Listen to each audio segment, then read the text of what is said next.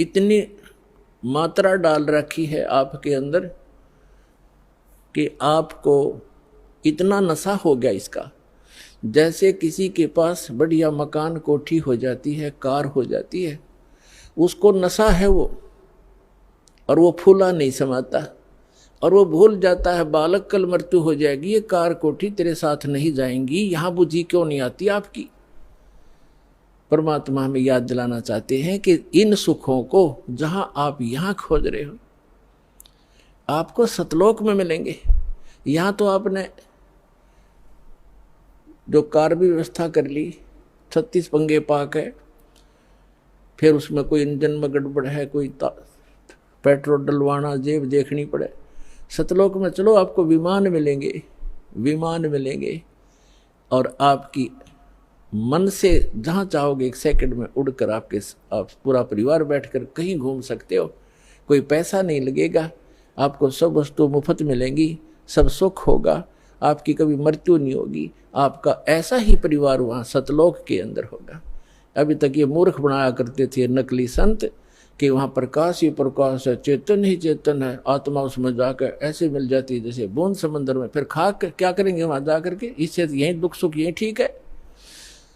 तो उनको अकल थी नहीं, ज्ञान था नहीं, उनका सवन भाव नहीं था, क्योंकि उनकी साधना गलत थी, उनका ज्ञान गलत था। वो काल प्रेरित थे, काल के भेजे आए हुए हैं। तो परमात्मा हमें याद दिलाते हैं कि झूठे सुख को सुख कहे ये मान रहा मनमोद, ये सकल चबीना काल का, कुछ मुख में कुछ गोद। अपने आत्मा आप देख रहे हो, कहीं पर भूकंप आ जाता है, हजारों लाखों की संख्या में मानव मर जाते हैं, अन्य प्राणियों की तो गिनती ही नहीं।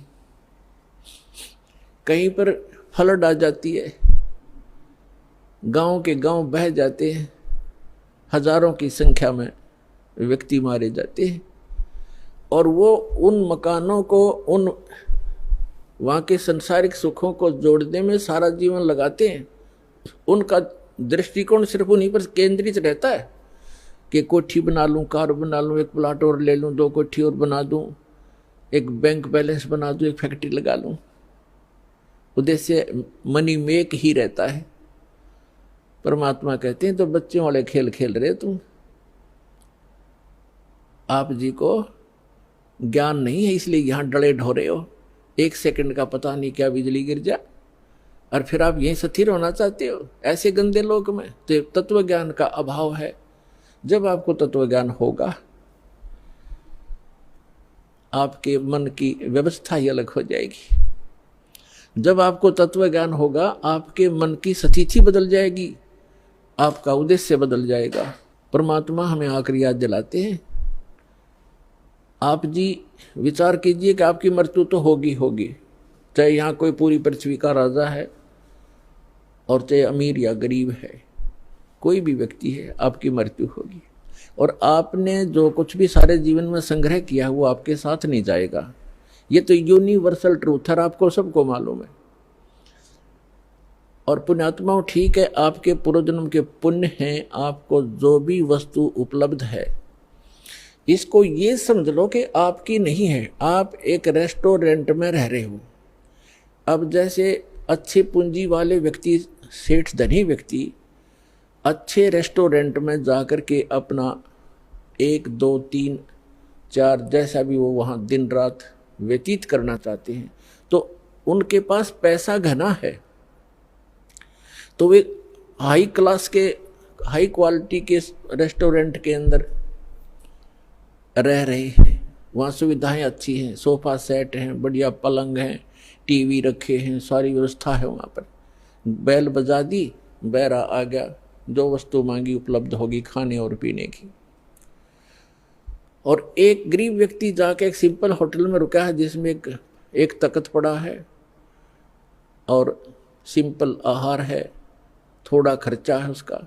तो ऐसा ही समझ लो आप, जो गरीब है वो एक सिंपल होटल में रह रहा है, अमीर है वो बड़े होटल में रह रहा है, लेकिन वस्तु किसी की नहीं। वहाँ पर होटल में गए व्यक्ति को पता होता है कि यहाँ तेरी वस्तु कोई नहीं है, इनको प्रयोग कर सकता है, वो भी अपने खर्चे से। तो इस काल भगवान का ये होटल है फॉर एग्जाम्पल, और इसमें आपके पुण्यों के कारण आप सुविधा जो आपको है वो आपके पूर्व उनकी पूंजी से है, जेब आपकी ही खर्च हो रही है, जो सुविधाएं आपको उपलब्ध हैं आपके पुण्य क्षीण हो रही है। और गरीब व्यक्ति है वो समझ ले सिंपल होटल में रह रहा है, कोई झोंपड़ी में है चाहे सिंपल मकान में रह रहा है, तो वो भी एक होटल में ही है। एक दिन दोनों ने ही जाना है और दोनों ने वो सब वस्तुएं यही छोड़ जाना है। अब जाना कहाँ है? स्वदेश को जाना है। होटल में व्यक्ति वही रहता है जो विदेश गया हुआ है, अपने घर से बाहर है। आज तक आपको यही नहीं मालूम कि हम इस होटल को छोड़कर प्रस्थान कहाँ करेंगे।